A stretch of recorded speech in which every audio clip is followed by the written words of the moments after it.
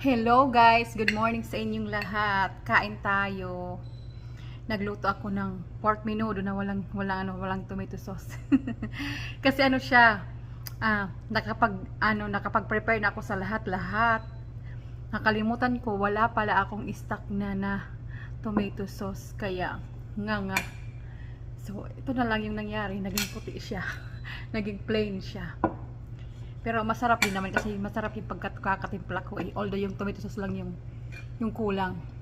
So kain tayo kasi pwede na rin to.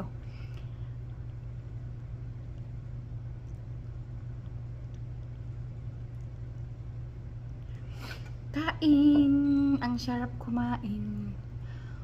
Mainit-init pa.